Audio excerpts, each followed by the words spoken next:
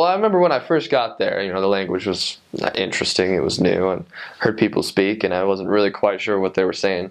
But I think it was most evident in my second area, which was Thomaston, in the middle of absolutely nowhere. Um, in fact, the church there, a year before I got there, had been meeting in a bank, and this place was so, I guess, uh, old-fashioned, which is something that I actually appreciate. I learned about Thomaston was really cool. Is that up until about a year ago, or about 3 years before I got there, Walmart wasn't even open on Sundays. Is that people were just still so rooted in faith that that Walmart is something like there was no point in them being open on Sundays because nobody would go. People would just stay at home and keep the Sabbath. So that was kind of cool. Again, I was in the middle of nowhere, and we lived in a four-man apartment, and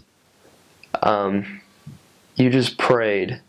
I remember getting there, you just prayed that the ward mission leader wouldn't call you because you could not understand a word he said over the phone at all.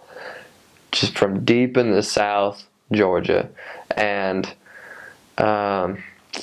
I'm not going to do a good impression of mimicking it, but ultimately it sounded like a bunch of mumbo jumbo, and I had just handed it to my companion. It was like, look, you've been here longer. Like, you're going to understand this. I don't know what it was.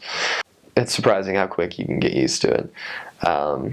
And then ultimately, you might come home with an accent just like me. So you learn to love it, and you really do. And I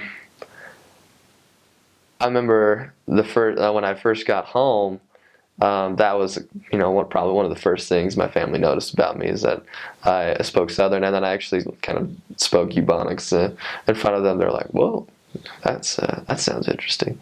So you learn to communicate with those people, and it's absolutely wonderful.